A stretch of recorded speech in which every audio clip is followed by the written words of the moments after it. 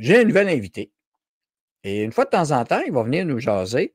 Et il publie beaucoup sur les réseaux sociaux. Mais pas juste les réseaux sociaux. Il y a son journal web aussi. Et on a eu une couple de bonnes discussions ensemble. Et je suis très heureux qu'il ait accepté l'invitation pour une nouvelle collaboration qu'on va travailler avec FNL Freedom News. Alors, il écrit des textes, il va pouvoir en écrire. Qui sait, il y aura peut-être des textes conjoints, signés, des entrevues. Tu sais, un mélange de toutes sortes de choses. Donc, avec moi, j'ai Julien Garon-Carrier. Bonjour, Julien. Salut, salut. Alors, merci d'avoir accepté. Ben, ça fait plaisir. Merci à toi. Là, je vais enlever la bannière parce que toi, tu n'es pas une guidonne politique, justement. Tu t'es tenu debout. Au contraire. Ben oui, parce que Julien, on s'est parlé. C'est quelqu'un qui s'est tenu un peu dans les dernières années. Il a tenu son bout avec fierté. Les convictions, je pense, c'est encore important pour toi. Hein? On peut dire ça. Ça a sa place dans notre société. Complètement, complètement. Je vais me présenter, en fait, faire un petit topo. Là. Ben oui, c'est quoi mon parcours, qui je suis, puis c'est quoi mon média. En fait, je m'appelle Julien Garon-Carrier. Je suis le rédacteur en chef de Indocile Média. Donc, vous pouvez aller faire un tour sur le site web indocilemedia.com. Moi, je suis un journaliste de carrière. J'ai un bac en communication, de maîtrise en sciences politiques. J'ai commencé au début des années 2010 à écrire pour les petits journaux hebdomadaires locaux. J'ai poursuivi ma carrière. Je me suis ramassé à l'agence QMI. Je publiais des textes pour le Journal de Québec, Journal de Montréal, etc.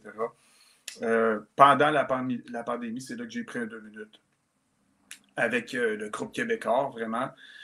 Et j'ai quand même réussi à publier certains articles qui allaient à l'encontre du narratif, mais pour moi, là, la pandémie, ça a vraiment ébranlé toutes mes convictions, en fait, envers le système. Là.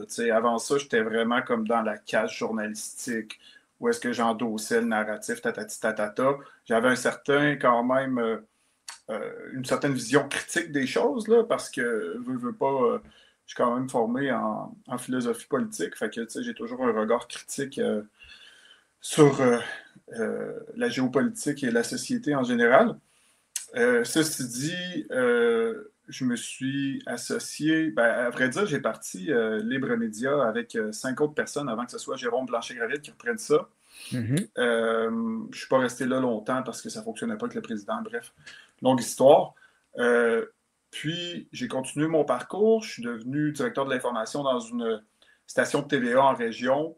Mais tu sais, même si tu es en région, là, je veux dire, c'est bonnet blanc, blanc bonnet, les médias d'information, même si c'est de l'information plus légère ou plus régionale, whatever. Donc, je suis revenu Et question là-dessus, parce qu'on pense souvent justement, parce que c'est en région qu'il y a plus de liberté de rédaction. Moi, je l'ai vécu, j'ai déjà été rédacteur en chef dans le passé.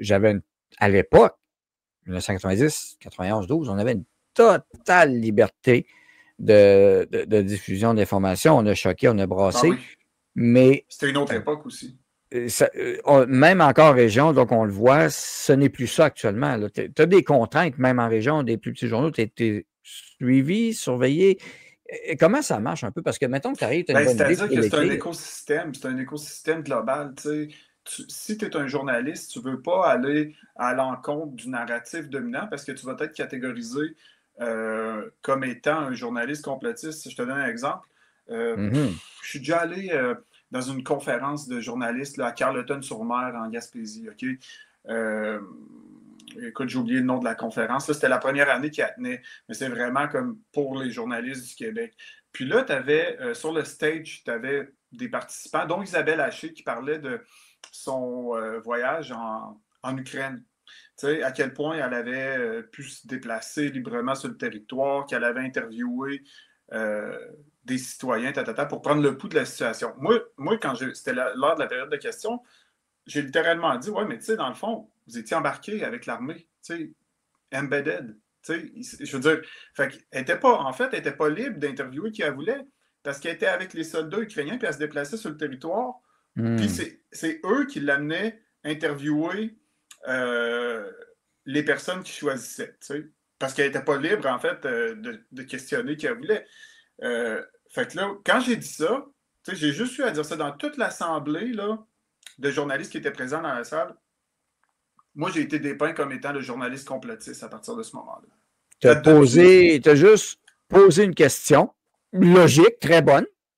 C'est tout. Ça te donne-tu une idée du niveau de conformisme de la casse journalistique aujourd'hui? Donc, tu sais, en région, oui, tu vas avoir des nouvelles un peu plus régionales sur lesquelles il va y avoir un certain degré de liberté. Tu sais, si tu interviews un maire d'une municipalité ou je sais pas quoi. Mais pour les grands enjeux nationaux, peu importe le média, ça va suivre la ligne. Ça va suivre la ligne déterminée par les grands médias. Puis on voit que c'est même un enjeu qui est présent pour nos grands médias à nous. C'est-à-dire que sur les nouvelles internationales, ils vont calquer les agences de presse. Ah oui. That's all. Ah oui, ils prennent l'agence France-Presse, AFP ou Reuters, puis copie-coller, that's it. Nous, notre écosystème médiatique est même déterminé par plus grand que nous, c'est-à-dire les nouvelles internationales des agences de presse. Puis, c'est pas rare non plus de trouver des points de vue similaires, mettons, dans la presse à ce que tu vas voir dans le Washington Post ou dans le New York Times. Pourquoi? Parce que les journalistes, là, les grands journalistes de la presse, les chroniqueurs de la presse, là, bon, ils vont aller s'inspirer là pour parler des États-Unis, tu sais, Boisvert, Haché, etc. Là. Ils vont aller s'inspirer là. Oui. Mais. Fait que c'est ça. Fait que, moi, en fait, je suis revenu de la Gaspésie. Là, j'ai dit, OK, là, j'ai fait le tour. Tu sais, j'avais travaillé dans une station régionale en Gaspésie. J'ai fait le tour. J'ai dit, il faut que je revienne à mes premiers amours, comme quand j'ai fondé Libre Média. Ça me prend mon média à moi pour parler des sujets dont je veux parler avec une liberté d'expression totale, pleine et entière, selon mon propre niveau d'analyse. Tu sais. Moi, je suis un gars qui lit beaucoup, je suis un gars qui écrit beaucoup, je suis un gars qui se renseigne beaucoup. Je ne peux pas m'exprimer dans les médias traditionnels, mais je suis un bon journaliste. Tu sais, je fais des textes, j'aime ça, je suis passionné. Ben écoute, ça me prend ma propre plateforme. C'était la conclusion logique à laquelle j'en suis arrivé, peut-être un peu trop tard. Des fois, il y a des parcours. Pour ceux qui nous écoutent sur X actuellement, donc, quand Julien publie quoi, on va en montrer une coupe. Donc, je vais arrêter ceci. On va montrer sur X et des textes, alors toujours accompagné. C'est très simple, @Indocile Média sur X. In libertate veritas. Alors, tu vois, tu as choisi un slogan, In libertate veritas. Explique-nous un peu comment tu l'as vu, pourquoi ce slogan-là. Et je vais te montrer, peut-être, on n'a pas eu le temps de se parler, mais tu sais, des fois, on est séparés, on ne connaît pas tout ce qu'on fait. FNL a aussi un slogan qui est un peu dans le même sens, puis je pense que c'est pour ça qu'on vient s'entendre. Oui, je vais te le montrer, puis voilà. Libertas Veritas Que Honor. Et parle-nous de ton slogan aussi, j'aime beaucoup, In Libertate Veritas. Vas-y. Ben, Libertate Veritas, c'est du latin qui signifie la vérité libère. En fait, si on est emprisonné dans un monde de mensonges construit, en fait, le narratif des médias traditionnels, c'est une construction sociale. Donc, si on est emprisonné dans une construction sociale qui n'est pas le reflet réel de la réalité, en fait, on vit dans un monde de mensonges. C'est pour ça aussi qu'il y a beaucoup de médias traditionnels ou indépendants de la région de Québec qui utilisent le terme le dôme. Le dôme, oui. Parce qu'on est enfermé dans un dôme où est-ce qu'on ne voit pas, en fait, ce qui se passe autour de nous, ce qui serait un peu plus comme le reflet de la vérité. Ben, In Libertate Veritas, c'est ça aussi. C'est-à-dire que par la vérité, nous allons trouver la liberté. La liberté vous rendra libre. En fait, un citoyen qui est bien informé va être en même de faire des choix rationnels dans une société démocratique. Moi, c'est ce que je pense. Oui. Donc, pour être bien informé, pour pouvoir faire des choix rationnels, il faut connaître la vérité. Pour connaître la vérité, il faut être bien informé. Donc, si tout ce qu'on consomme, c'est un écosystème médiatique, ça provient d'un écosystème médiatique circulaire, tu sais, comme Pierre Bourdieu en a déjà parlé, là, la circulation circulaire de l'information. Tout le monde va vouloir se battre pour avoir la même nouvelle en même temps. T'sais. Fait que ça, c'est la guerre des médias. Tu vois, la presse, le devoir, là, Radio-Canada, Québécois, bon là, il se passe un fait divers. Tout le monde veut avoir la même nouvelle en même temps. Ça, c'est la circulation circulaire de l'information. Puis là, après ça, chaque média va avoir sa propre identité, plus ou moins fédéraliste. Mais dans ton image, là, je peux pas je sais pas, je peux la grossir. Ouais, on le voit bien, là, c'est à New York. It's time the liberal media stop censoring the news. Tu sais, quand tu dis qu'ils font une guerre entre eux, en fait, ils font une guerre à qui ne serait pas le plus à gauche, le plus endoctriné. Il y a eu une concentration de médias, mais il faut en parler. Les MSM, Liberal Media, et c'est Mark Dice, c'est un de ses chevaux de bataille aussi, la mainmise des médias, la concentration des médias qu'il y a eu, très importante à travers quelques groupes, mais surtout tous à gauche, les libéraux, médias, puis je pense que ce ne sera pas un secret de polichinelle pour dire qu'au Québec, on est un peu de même. Seigneur, c'est juste ça. C'est ça. Ce n'est que ça. Ce n'est que ça des médias de gauche au Québec. Ce ne sont que des médias subventionnés, d'une part, et de gauche. Mais, hier, budget, une note, j'ai oublié de mentionner. Hier, dans le budget, je ne sais pas si tu as pogné Radio-Canada, il allait avoir une petite enveloppe supplémentaire. Sais-tu combien? Oui, 150 millions. Quand même plus bas parce qu'il y en avait déjà, mais ils ont été raisonnables hier. 170 millions encore de plus par rapport à tout le reste. Ça, c'est le Radio-Canada. Voilà. Alors, vous serez bien endoctrinés, chers Québécois et Canadiens. Radio-Canada y veille. Donc, voilà. Donc, et ça ici, le 9 septembre, ça, c'est bon. Moi, j'aimais ça, puis l'œil, hein? Wow. Société du contrôle. Alors, parce que Julien a un volet que j'aime beaucoup, très recherché, songé, un peu philosophique. J'ai commencé à faire des petits segments philosophiques. De temps en temps, on s'amuse avec ça. Société du contrôle. Le gouvernement Carney est en train de légiférer pour instaurer une infrastructure sécuritaire de l'Internet et des télécommunications qui s'apparentent à la fabrication d'outils de surveillance et de censure. Et on a toujours le lien de l'article en commentaire. Exact. Alors, voilà. Et beaucoup de réflexions. Et on va travailler, 6900 vues. C'est le genre de texte. Si on était vraiment moindrement allumé, on devrait tout le temps être dans les 10 000. Oui, il y a de la censure, du shadowban et autres, mais ça, on voit les chiffres. Alors, c'est pour ça qu'il faut contribuer absolument. C'est sûr que moi, je n'ai pas un gros following là, sur X parce que c'est un peu triste, ça, mais pendant la pandémie, en fait, moi, j'ai supprimé mon compte X. J'avais plusieurs centaines, peut-être quelques mille de followers en tant que journaliste traditionnel, mais je savais que j'avais publié des articles là-dessus, puis des points de vue qui allaient à l'encontre du narratif. Puis moi, je cherchais encore à me trouver une job dans les médias traditionnels. Je me disais, si je garde ça actif, c'est sûr que je me trouverai plus rien, parce que je n'étais pas encore déterminé à faire le grand saut complètement. Là, parce que je veux dire, c'est un grand saut. Tu ne peux pas revenir en arrière. Moi, je ne pourrais plus jamais me trouver une job dans les médias traditionnels. Je suis bloqué, barré à mort. Ah, ben oui, t'es étiqueté, là. T'es carrément d'un bar, puis j'ai pas ramené. Il faut que je rentabilise. Moi, je veux informer les gens, mais en même temps, il faut que je vive. Fait qu'il faut que je rentabilise mon média. Là, pour l'instant, tout est gratuit parce que j'ai essayé de me faire connaître depuis 6 mois à travers mes publications. Mais éventuellement, je vais vendre des abonnements. Éventuellement, je vais avoir de la publicité aussi sur mon site web. Mais ça demande un certain courage, faire ce saut-là. Dire, moi, je pars mon propre média, puis ça va être complètement à l'encontre du narratif dominant. Puis si tu veux retourner sur le site web, là, Dan, pour montrer les sections, là, tu vas voir que... beaucoup de sections. Le site web est bien fait en passant. Félicitations. Je passe pas par 4 chemins, là, je veux dire, va sur la page d'accueil, OK, check ça. Bon, actualité éditoriale, enquête, jusque-là, ça va. Oups, les chroniques de l'Empire, qu'est-ce qu'on entend par là? C'est clairement par rapport à l'Empire américain. Donc, après ça, on a globaliste versus réaliste. Là, tu as rentré dans la section. J'ai publié un article justement là-dessus. Trump qui veut un changement de régime au Venezuela. Dans le fond, Trump, ce qu'il nous dit, c'est non, on fait juste détruire les narcotrafiquants. Pas vrai, il veut un changement de régime, c'est ça qu'il veut. Oui, avec il y a quelque chose qui est sorti récemment, peut-être tu ne le vois pas, je te le ferai suivre avec plaisir parce que ça amène une piste de réflexion intéressante.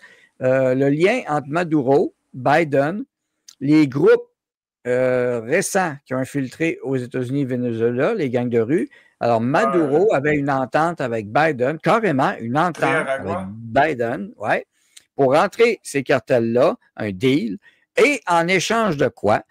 On s'aperçoit, et c'est ça la découverte du vidéo qui est spectaculaire, il y a toutes sortes d'intrusions extérieures, des fois inconnues, qu'on n'est pas au courant.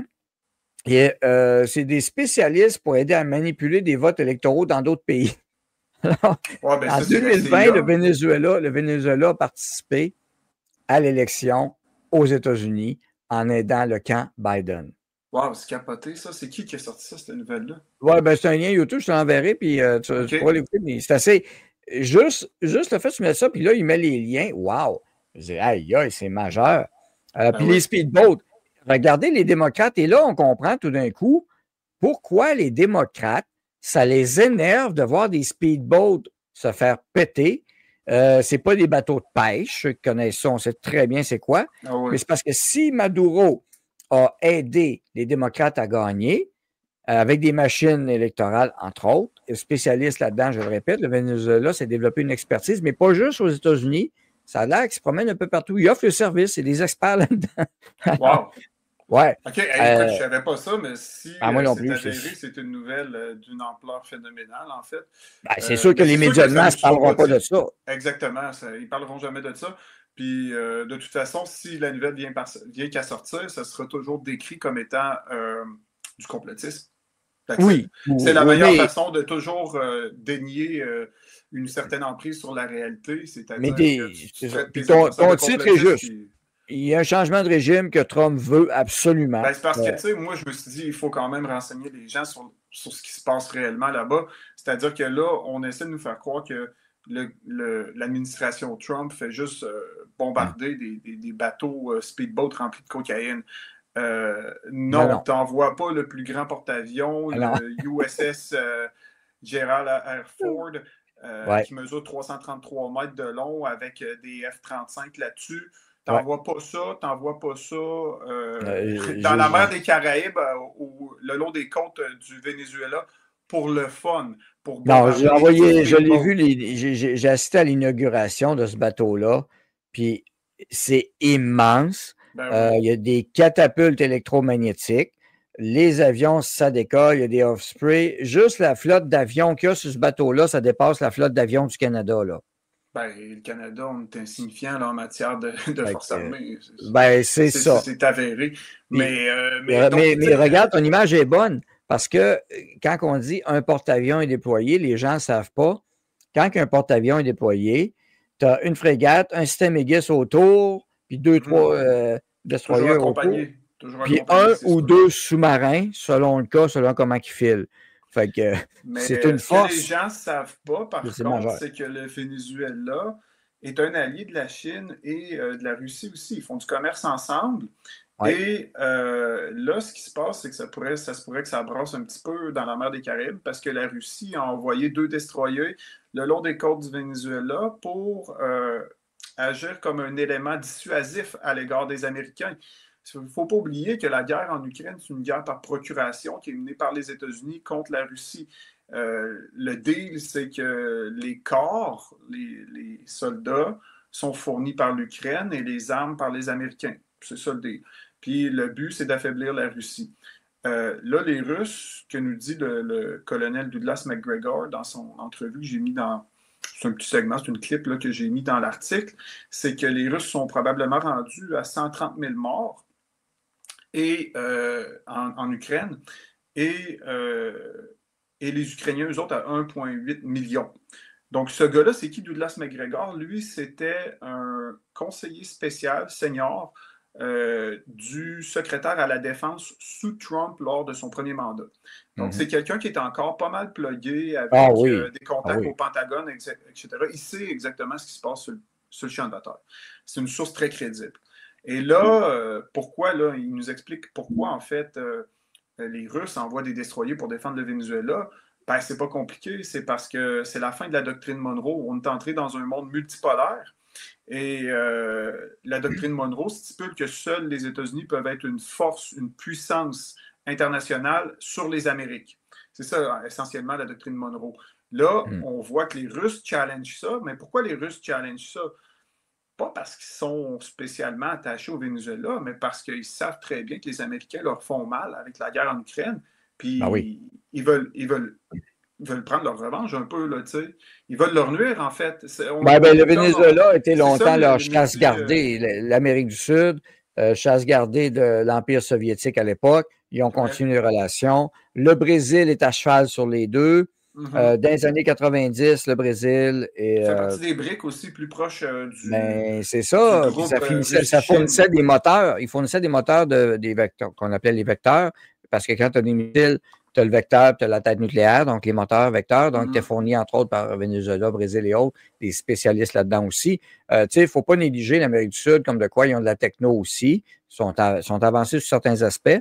L'Argentine était producteur de plusieurs choses aussi, donc avec le renversement de régime, ça change la donne. C'est un autre ballon qu'il y a dans le coin. Venezuela, on se rappelle, c'était Chavez aussi.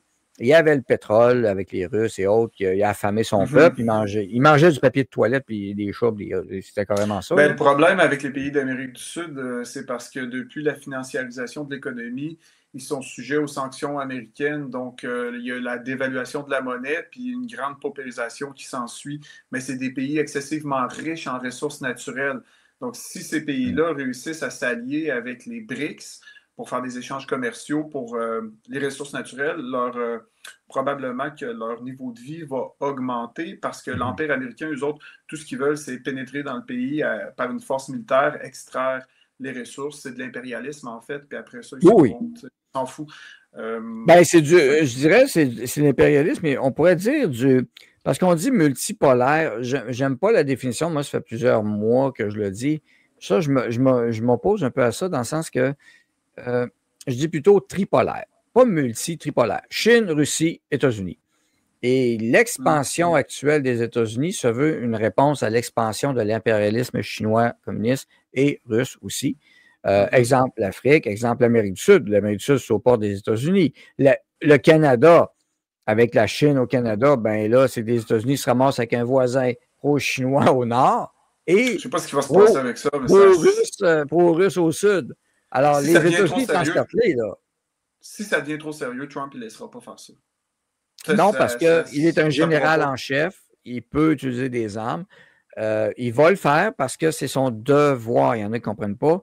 Mais quand en relation internationale, quand tu étudies là-dedans, si tu as une capacité de frappe, ne pas l'utiliser, tu es imbécile, tu es idiot et tu es nuisible à ton pays qui te fournit cette possibilité-là. Et tu as la diplomatie aussi qui joue. Le porte-avions, ça va avec la lignée américaine aussi de dire, tu sais, la diplomatie en parole, c'est bien beau. Puis c'est un ancien amiral de la Navy qui avait dit ça. Puis je vous résume ça, son terme, c'est les blablas politiques puis diplomatiques, c'est bien le fun, mais il n'y a rien de mieux qu'un bon 80 000 tonnes d'acier pour faire réfléchir la diplomatie. Donc, c'est ça. C'est de moins en moins vrai aujourd'hui, je dirais. C'est parce que moi, ce que j'ai écrit dans mon texte par rapport à ça, c'est que Mhm. les États-Unis font juste gonfler les muscles. Tu sais, ils s'en vont devant le Venezuela, là, puis là, ils font les gros bras. Ouais, ouais. Mais en fait, on sait tous très bien aujourd'hui, puis surtout si le Venezuela c'est associé avec les Russes, puis que les Russes ont déployé des destroyers qui ont des missiles balistiques de style Orensnik. Oui, En tout le cas, Resnick, puis le nouveau Poséidon que j'ai montré donc, la semaine dernière. c'est des missiles qui peuvent voyager à Mach 10, Hum. déployés à partir des destroyers. Donc, tout le monde sait qu'aujourd'hui, envoyer de l'acier ancré devant un pays, c'est plus ça qui va déterminer le cours des choses, étant donné que les armes hypersoniques, supersoniques sont tellement avancées qu'ils peuvent être déployées à peu près de n'importe où sur la Terre, puis atteindre n'importe quelle cible sur la Terre. Donc, tu sais, c'est plus déterminé par le nombre d'avions, puis de porte-avions que tu as, puis de navires. C'est qui a la meilleure frappe balistique qui peut atteindre une cible sur la planète en le plus court laps de temps. En Et partie, oui, à mais cet effet, l'avantage des porte-avions demeure que c'est la seule armée au monde qui peut déployer beaucoup de choses. Puis là, ce qui s'en vient, c'est la guerre des drones. Ça, c'est commencé depuis longtemps. Il y a 10 ans, Nova avait fait un reportage extraordinaire là-dessus, puis ça m'avait frappé déjà il y a 10 ans. Imaginez, il y a 10 ans. On est en 2025, qu'est-ce qu'on peut faire depuis ce temps-là? La force de frappe américaine par drone était à un niveau tellement élevé, je ne savais pas qu'elle était rendue à ce niveau-là. Les drones, c'est que là, ils peuvent ils sont plus durant petits. la guerre d'Irak, ça. Non, mais pas, je parle récemment. Ils peuvent en embarquer beaucoup sur les porte-avions, justement.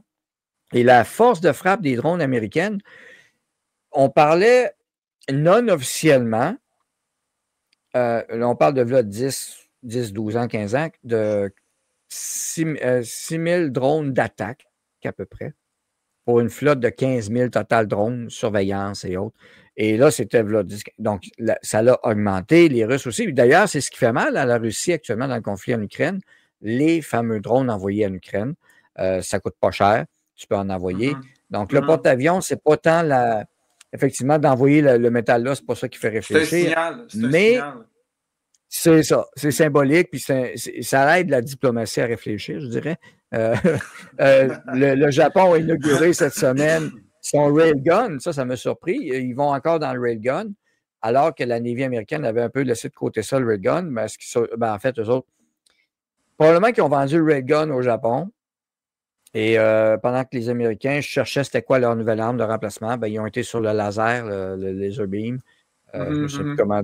Donc, l'armée américaine est bien positionnée, même avec les contre-mesures face aux missiles hypersoniques avec des lasers. C'est les seules armes pouvant arrêter des missiles hypersoniques.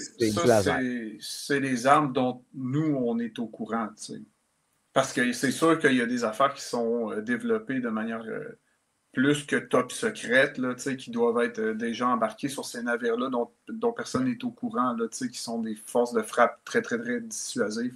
Mais je pense qu'on va dire, je vais prendre la suggestion de Francine, j'en parle depuis 2022, je ne suis pas pire, ça fait longtemps, j'ai étudié en armes stratégiques dans mon domaine, puis j'en parle depuis l'invasion Russie-Ukraine, j'ai encore mon vidéo qui roulait pour montrer les forces en présence, mais je pense qu'on serait dû effectivement pour faire un podcast, on le fera ensemble, un bon podcast juste là-dessus, parce que beaucoup de gens ignorent totalement c'est quoi les bébelles en présence, puis il y en a de la bébelle. Tantôt, j'ai parlé dans le budget Carney, entre autres. Ben là, je ne sais pas si tu l'as vu, mais on a après la Space Force américaine, tout d'un coup, le Canada investit 182 millions pour aller dans l'espace, lancer des fusées. Au Canada... Des peanuts, ça, 180 millions canadiens en plus pour lancer des fusées. C'est une joke. Bon. Il y en a qui pensent que c'est une joke, effectivement, qu'après 1 milliard, ça ne décollera pas encore. Toujours est-il que, ils s'en vont là-dedans. Les gens ne le savent pas, mais ceux qui sont dans la région de Québec le savent un peu plus, la base de Valcartier. Si vous voyez un missile, antimissile, c'est pas pour rien, c'est parce qu'à Valcartier, ils en développent. C'est pas nous autres qui faisons nécessairement les têtes, mais les vecteurs, les moteurs, les systèmes d'acquisition informatique. Je suis un gars d'informatique, j'ai connu des gens en informatique qui travaillaient là. Fait qu'on avait pu avoir des discussions intéressantes là-dessus. Donc, on est très performant pour les systèmes d'acquisition au sol et aérien, des radars. Donc, on a des gens très brillants qui travaillent dans l'armée. J'ai montré un topo, moi, J'ai fait 182 millions, c'est une farce là, en matière de développement de force. Mais ils tiennent, c'est comme symbolique. C'est un noir à cash, cette affaire-là. Oui, j'ai l'impression que c'est symbolique ou bien, c'est que ça cache d'autres choses, peut-être. Et c'est une force. Puis il va y aller du côté américain pour l'autonomie, la souveraineté, blablabla. Puis je suis d'accord avec toi, pour en a parlé tantôt, 188 millions, c'est une pinotte. On est loin d'Elon Musk. Mais pourquoi le Canada, tout d'un coup, sent le besoin? Et c'est associé à un genre de plan de protection nord, de défense nord. Là, okay. Donc, peut-être ça va être un plan pour des petits missiles à plus courte portée. En cas d'invasion par le nord, ça peut être suffisant. C'est une possibilité. L'armée canadienne... D'ailleurs, la défense canadienne est dans le projet. Donc, c'est pas juste pour envoyer des satellites de météo. Oui. Mais il y a un drôle de positionnement de la part de ce gouvernement libéral-là. Notamment la tentative de rapprochement de la Chine sur le plan commercial, etc. Tout le monde sait que tu te rapproches sur le plan commercial de tes alliés, principalement géopolitiques et militaires. Donc, si tu te rapproches commercialement de la Chine, ça veut dire que normalement, tu te rapproches de ce bloc géopolitique-là aussi. Or, c'est le bloc opposé aux Américains qui sont nos voisins et principaux partenaires commerciaux. 1000 milliards de dollars d'échanges commerciaux bilatéral par année entre le Canada et les États-Unis. Donc, j'ai montré le graphique hier. Peut-être que Trump il va dire, là, si vous voulez faire partie du dôme d'or, ça ne marchera pas, là, votre affaire avec la Chine. Là. Nous autres, on ne vous inclut pas là-dedans. Là. C'est peut-être quelque chose comme ça là, qui va se passer, là, parce que là, on est en train de l'échapper, en train que nation, on est gouverné par des gens qui se rapprochent d'un bloc géopolitique qui n'est pas une association naturelle pour le Canada. Ça, c'est dans le budget d'hier. C'est l'état de nos exportations actuellement. Ben, sans surprise, les États-Unis demeurent le numéro un partenaire du Canada pour nos exportations à nous. Ouais. Même s'ils ont baissé, les exportations, on voit la baisse, mais c'est quand même la majorité de nos exportations vont Ben aux oui. États-Unis Ben encore. oui. Les importations aussi, parce que ça, c'est les exportations, mais nos importations, on importe beaucoup des États-Unis aussi. Mais ça, c'est des chiffres basés sur la matière, marchandises. Il ne faut pas oublier les échanges qu'on a entre les De individus service. aussi. Les L'échange de services, services. les personnes, c'est très lié, là. Et Ouais. ton point est excellent, mais c'est paradoxal parce que, comme je l'ai montré récemment quand je suis allé à Ottawa, puis je retourne bientôt, pour le jour du souvenir en passant, je vais être là, à Ottawa, et Excellent. vous êtes tout le monde invité, venez-vous-en. Maxime Bernier va être là aussi. Mais quand je suis allé la dernière fois à Ottawa, j'ai pris des photos, je les ai montrées. La surprise, c'était de voir les compagnies américaines, tous là, Lockheed Martin était là, Raytheon, tout ça, et des bâtiments neufs, près des bâtiments de la défense canadienne. OK. J'ai été surpris de voir le complexe de Lockheed Martin aussi gros que ça. C'est quand même majeur. C'est pas juste un petit bureau de paperasse pour faire des photocopies, là. Donc, il y a vraiment des hangars, du stock, du matériel, et il doit y avoir des souterrains comme les gars l'autre. Toujours est-il que les Américains sont très, très, très, très présents au Oui, Canada. Donc, c'est sûr. Ben, on a de quasiment jouer la sur le cour dos arrière. avec la Chine, ça reste à voir. C'est spécial, c'est spécial. Nous, on est quasiment la cour arrière des Américains, en fait, en matière politique, en matière économique, puis même en matière de géopolitique, là, il y a peut-être juste Jean Chrétien qui a dit non, nous autres, on n'ira pas faire la deuxième guerre du Golfe, là, mais C'est vrai. généralement, on se met toujours derrière les décisions des Américains, là, je veux Mais il y dire, avait on une se range raison. derrière les... Il y avait une ceux raison qui... pour ce deuxième conflit-là qui était passé sous couvert à l'époque. Ça s'appelle la compagnie de pétrole Total, et Total Elf à l'époque, qui avait des intérêts en Irak et dont, à l'époque, 4 des intérêts appartenaient à une famille canadienne très connue. Ouais, Ça commence par Deb, ça finit par ouais, Marais. c'est ça. Fait que eux autres, c'était les principaux conseillers de Jean Chrétien. Et il était avec la France à ce moment-là, parce que Total, une compagnie française de France, Compagnie la France française. n'avait pas voulu collaborer non plus. Vous voyez le lien? Donc, Jean Chrétien avait pris un parti contre les États-Unis. C'était un peu une première historique de ne pas suivre les Américains. Par contre, Ben, il y a en quand même des Libye, troupes, il y a des, je veux dire, il y a des forces spéciales qui se sont jointes. ben Ça n'a oui, pas été ben oui. médiatisé, là. Ça n'a pas été C'est ça. Ils médiatisé ont été grandement, mais pareils. Pas officiellement. La Libye, c'est la même chose. Nos F-18 ont collaboré en Libye. Ils étaient au-dessus, ils faisaient la surveillance, jamming down, support logistique, bombardement, c'est ça. Ben, d'appoint. le Canada, en fait, il n'y a pas grand-chose à dire là, sur le plan géopolitique. Ce n'est pas une puissance. Nous, on est la cour arrière des États-Unis. Donc Mm. là, ce positionnement-là du Canada de vouloir se rapprocher de la Chine, plutôt que de faire un deal avec les États-Unis, c'est ça notre meilleure avenue Ouais, possible. C'est pas facile de négocier avec Trump, c'est pas facile, j'en mais non. conviens. Mais il faut quand même avoir un Ouais. deal avec lui. Parce Mais que est-ce que c'est plus le, facile de négocier avec Trump ou négocier avec le président Xi Jinping de la Chine ou Vladimir Poutine? Lequel est plus facile, les trois? Je ben, c'est parce pense. que moi, je pense que, un, les États-Unis, c'est un partenaire commercial historique. Deux, la pire entente négociée ne sera jamais pire que ce qu'on a à l'heure actuelle. Parce qu'à l'heure actuelle, on a 25 de tarifs sur les biens qui sont à l'extérieur de l'accord États-Unis, Canada, Mexique ou États-Unis, Mexique, Canada. Puis là, on s'est fait rajouter 10 de tarifs supplémentaires avec la publicité de Ford / Ben Carrier. oui, Fait que succès. ça donne quoi? Ça donne une balance commerciale négative pour le Canada à partir du mois d'août de 3 et une balance commerciale d'importation positive de 0,9 pour le mois d'août. Donc là, les tarifs nous rentrent dedans pour de vrai. Et on le voit aussi sur le plan de l'exportation du bois d'œuvre, une diminution de 25 depuis l'entrée en vigueur des tarifs. 25 de diminution de l'exportation du bois d'œuvre. Donc, ça met à mal pour de vrai les régions du Québec, ailleurs au Canada aussi, et il y a des emplois qui sont associés à ça, il y a des familles pour de vrai. Donc, c'est primordial d'avoir une entente le plus rapidement possible avec les États-Unis. Qu'est-ce qu'ils font? Ils vont choquer Trump. Ils savent que le gars, là, il n'est pas. Tu sais, si tu deals avec Poutine, il est froid et rationnel. OK?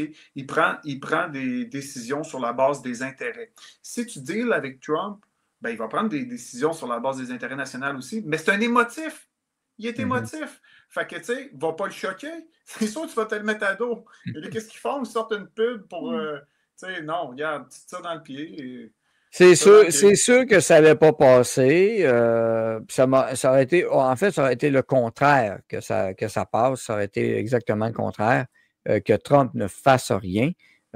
Puis, de toute façon, on l'a vu là, avec ce qui s'en vient des négociations. Le poulet, j'en ai parlé cette semaine. Hier, c'est une vraie joke. Le poulet, donc, on a tué nos poulets pour la grippe aviaire. On a éliminé des abattoirs au Québec, au Canada. Résultat, 60 de notre production, ben là, c'est ça, on va acheter du poulet des États-Unis maintenant. Donc, on vend tout notre or, on tue nos poulets, on a une monnaie qui est dévaluée. Tu sais, c'est qu'à un moment donné, là, il va y avoir une fatigue. Moi, je le prédis, là, dans les prochaines années, il va y avoir une fatigue. De plus en plus de gens vont quitter ou vont être résignés à subir leur sort. Là. Tu sais, il va y avoir une sorte de défaitisme qui va s'installer. Mais en tout cas, nous, c'est pour ça qu'on a des médias indépendants. On veut, au contraire, motiver les gens à se renseigner et à agir. Mais c'est très difficile. C'est très difficile. Puis ce qui s'en vient va être pire parce que là, ils nous endettent. Tu sais, un budget là, déficitaire de 78 milliards, qu'est-ce que ça fait? Ça vient d'évaluer la monnaie. Et là, on s'enligne vers le debasement trade, en fait. Hein? Tu sais, c'est que c'est uniquement les biens. On appelle ça en anglais des hard assets, comme l'or, le bitcoin, etc., qui vont garder leur valeur, mais plus tu t'endettes, plus tu imprimes de l'argent, plus tu crées de l'inflation, plus ton unité monétaire est dévaluée. Et donc, c'est pas parce que les biens coûtent plus cher, c'est parce que ton unité monétaire est dévaluée que tout coûte plus cher. Ben oui, c'est ce que j'explique aux gens. C'est ça, parce que nos importations, c'est nous qui mettions des contre-tarifs. Et lors des dernières élections fédérales, il a fallu que j'explique ça dans le porte-à-porte aux gens parce qu'ils pensaient tous que c'est à cause de Trump que les prix montaient. J'expliquais à une madame qui arrivait à l'épicerie. Comment ça, ils pensaient ça? Ben oui, ben c'est ça, les médias, hein, ça a marché. Nos médias traditionnels. Et voilà. Mais ça a rentré, hein, ça a rentré solide, planté, lavage de cerveau brossé, en fait, solide. Les études psychologiques le montrent depuis très longtemps. La plupart des gens n'ont pas d'opinion, puis ils vont aller avec l'opinion dominante. C'est du 80-20 environ. Fait que ceux qui ne font qu'écouter le Radio-Canada ou TVA, lisent la presse et le devoir, là, je veux dire, c'est l'extrême centre. C'est l'extrême centre. Ils vont tous penser pareil, un peu plus woke, un peu moins woke, un peu plus fédéraliste, un peu moins fédéraliste, un peu plus à gauche, un petit peu plus à droite, mais en fait, tous ces gens-là sont au centre. Puis là, tu parlais de monnaie parce que, comme vous le voyez, Julien connaît aussi un peu les affaires de crypto, monnaie, il est bien renseigné. Puis il a parlé, vous en avez vu un petit aperçu. Voyons notre dollar canadien aujourd'hui. Il n'a pas monté suite au budget, je ne comprends pas. Donc, on est à matin à 70,84. Aïe. Dire que sous Stephen Harper, à un moment donné, le dollar canadien valait plus cher que le dollar américain. Oui, il faut monter, ben là, il faut monter à loin.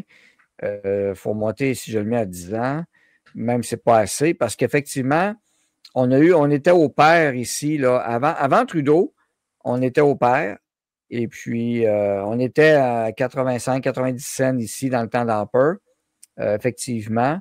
Mais ça, on l'a oublié. Puis les médias ne le rappelleront pas. Hein? Donc, et l'importance du dollar, un dollar faible, parce que c'est pour ça qu'il y en a qui disent, mais là, si Trump impose des tarifs, ça pénalise les Américains. Je parlais. C'est une arme à double tranchant, en fait. Ben oui, parce que ton dollar, il plante. Alors, ton contre-tarif, toi, tu mets un contre-tarif, tu es épais, parce que tu fais payer tes consommateurs. 2, ben, les Américains payent plus cher, mais leur pouvoir d'achat, il est gros aux États-Unis. Puis toi, tu baisses ta valeur. Fait que ce qu'ils peuvent acheter avec 100$ au Canada, ben, il augmente encore. Et les œufs, je donnais l'exemple à madame, dans le porte-à-porte, des œufs, madame, vous avez des œufs du Québec? Elle dit oui. Ils sont faits où? Au Québec. C'est OK. Puis l'emballage, c'est breton, c'est Québec, ouais. C'est quoi le rapport du tarif de Trump là-dedans? Ben, c'est à cause de lui que ça monte. Un peu. Les œufs, les poules au Québec. emballé au Québec, vendu dans un métro Richelieu québécois. Euh, il est où Trump là-dedans? C'est où les tarifs, là? Il n'y en a pas. C'est les contre-tarifs qui faisaient mal, c'est bien évident. Mais ça n'a peut-être pas été expliqué suffisamment. Ben, Mais pas du maintenant, tout, pas du tout. On était le seul assez simple parti avec Maxime à en parler et à l'expliquer. Les gens, on luttait c'est assez contre simple à comprendre, en fait. un rouleau compresseur de médias qui disait que tout est de la faute à Trump. C'est pas compliqué. Là. Puis d'ailleurs, hier au budget, je pense que c'est Radio-Canada qui ont trouvé un chroniqueuse de dire si on a un budget élevé déficitaire, c'est à cause de Trump. Il y a quelqu'un qui a dit ça hier. Pour ils vrai. Ont même réussi à aller là. Ils ont même oui. réussi à aller là. Alors, on a encore du travail d'information à faire, Julien, comme tu vois. Puis, incroyable. On va continuer à le faire. Puis avec FNL, donc sur le site web de FNL, comme j'ai dit, je n'ai parlé à Julien, on avait partagé des choses. C'est une belle collaboration, en fait. C'est le début d'une collaboration entre Indocile Média et FNL News. Effectivement, il va y avoir une section spéciale. C'est ça, il va y avoir une section ici. Puis vous voyez, tu sais, j'ai toujours et des fois, là, ça laisse des traces. J'en suis fier. J'avais les nouvelles du 1 et autres. Ceci dit, il y a des bonnes nouvelles, chers amis. Ça va revenir parce que mon nez Rumble bloquait et autres. Bon, il y avait des problèmes techniques. Donc, c'est revenu.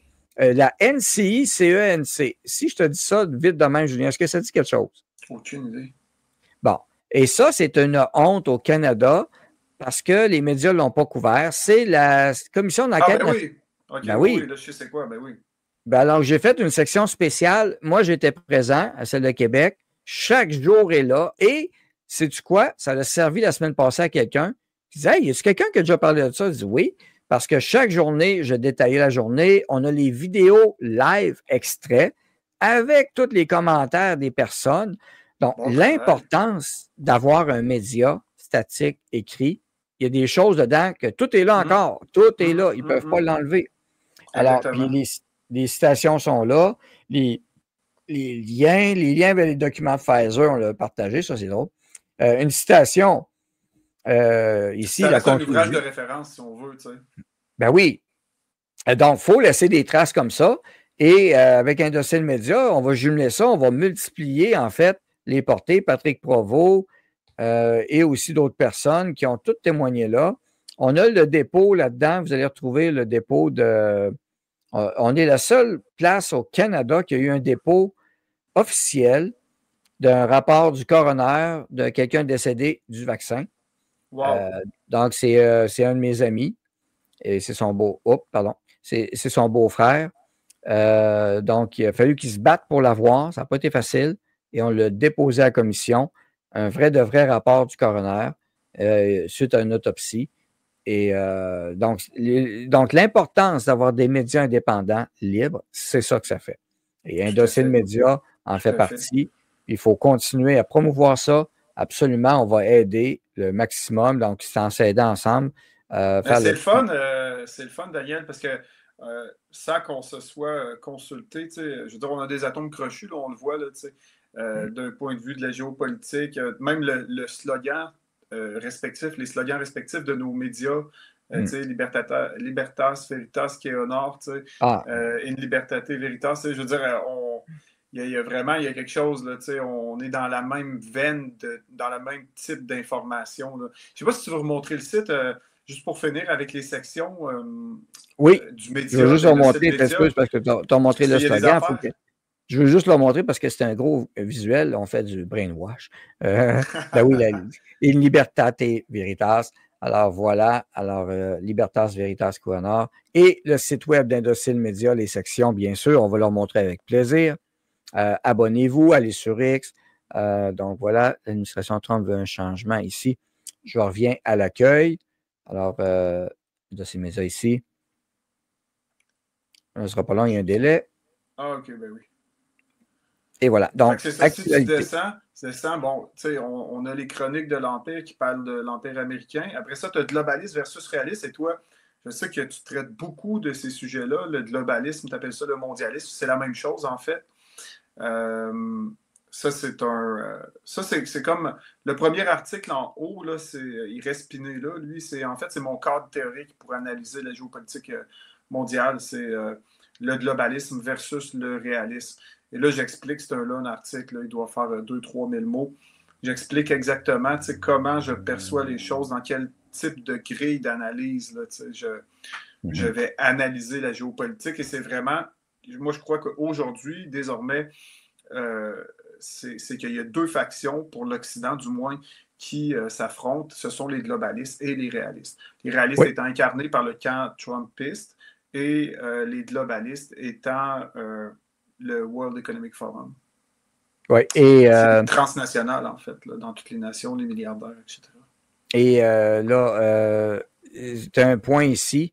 Puis Mathieu Bocoté a commencé à en parler un peu, mais il n'est pas là-dedans encore tout à fait, mais je pense qu'il devrait s'intéresser à ton travail. L'érosion de la souveraineté des nations, on le voit bien, c'est volontaire, cette destruction de l'esprit d'une nation, l'esprit d'un peuple, l'esprit d'une souveraineté. On a tellement craché sur les nations pour dire que c'est un concept, ça n'existait pas. Vous n'existez pas. Vous n'êtes pas un peuple plus que les autres, vous êtes tous pareils. C'est de la merde. Mais on veut détruire ça, puis tu reviens sur le Club de Rome.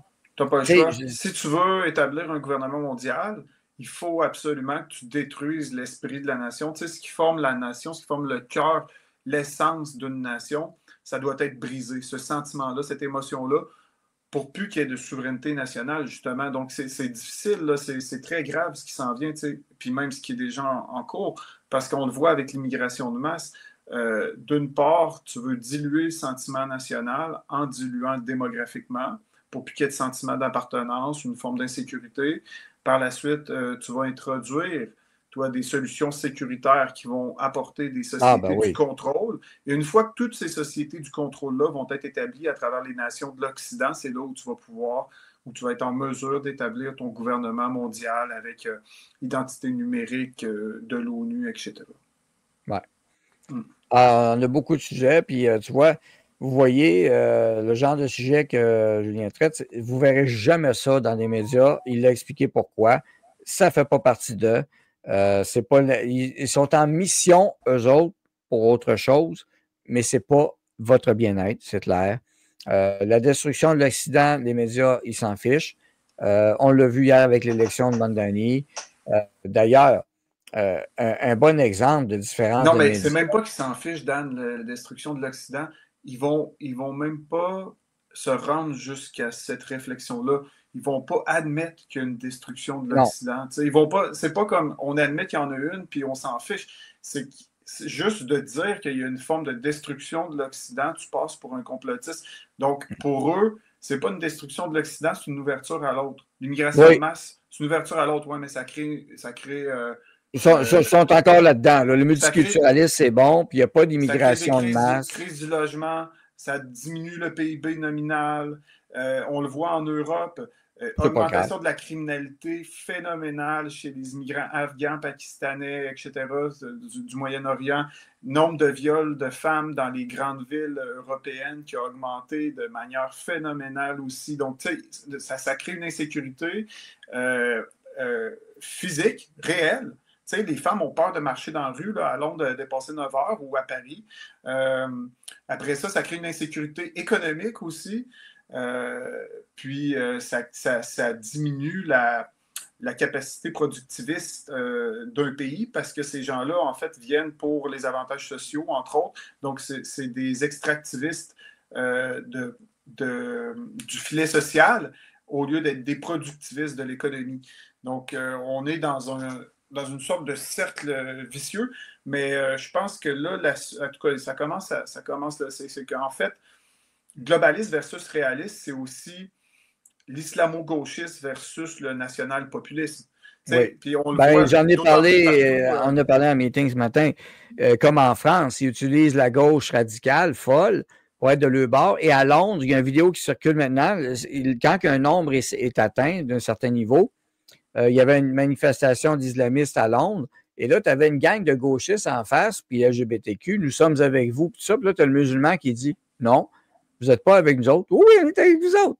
Non, on ne veut rien savoir de vous autres. Là, il va y avoir un dégel, ils vont l'avoir d'en face, mais comme ça s'est fait en France, la bien-pensance, et si on parle de médias, le New York Post, c'est le seul média qui a parlé du portable de Biden Hunter. C'est le seul média qui dénonçait les affaires à travers toutes et Fox News aussi, donc 2 médias face à Non, la mais masse. je veux dire, qu'ils en ont parlé, qu'ils l'ont traité comme étant quelque chose de vrai et non comme une théorie du complot. Exactement. Exactement. Puis là, ben, regarde l'image. Les autres le disent franchement, c'est pas du socialisme, c'est Marx et Mandani Wins, et aussi ne pas faire l'erreur de croire qu'il n'y a pas rien. Le C'est New York Times. l'islamo-gauchisme en marche. C'est l'islamo-gauchisme en marche. Ben oui. Mandani, c'est probablement quelqu'un qui est infiltré par les frères musulmans. Ben, en fait, mieux que ça, il a été officiellement hier, je ne sais pas si j'ai l'image encore, le groupe ISIS a financé ça et l'a salué son élection. Ah non. Oui, ils l'ont salué officiellement. Oh, oui, ISIS. Bon, alors... les gauchistes, ce sont des tarés mentales, en fait.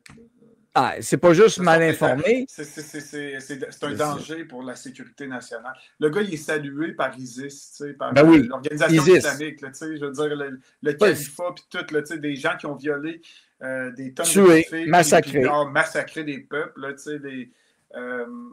voyons, les Yassidim, ça, les gens Yazidis en Égypte. Les Yazidis, c'est des... C'est du monde aux yeux bleus là, qui vivent au Moyen-Orient. C'était 10 000 ou 15 000 morts, des Coptes égyptiens aussi, les Yazidis. Les chrétiens, les Coptes égyptiens, des chrétiens, ils ont brûlé dans les églises vivants. Donc, c'est ce qu'ils ont fait, ISIS, armés et équipés par le Qatar via les armes vendues à Obama exactement en juillet 2014. J'ai la date. Ça finit plus. Hein, je trouvais ça épouvantable. Puis, c'est Obama qui a financé cette guerre-là. Au Moyen-Orient, quand tu creuses, là, tu finis plus de trouver de la merde. Mais je l'ai... Tu sais, regarde, Syrie en ce moment, là, Jordanie, là, pendant la guerre en Irak, lui, il faisait partie d'Al-Qaïda puis faisait sauter des soldats américains. Aujourd'hui, c'est le président de la Syrie, puis il est reconnu par les nations d'Occident. Tu sais. Ben oui, pourquoi pas? Alors, on fait une pierre deux coups. On nomme à des postes importants des gens qui sont contre nous. C'est un signe de victoire. Ben écoute, je ne blâme pas les ennemis d'en profiter.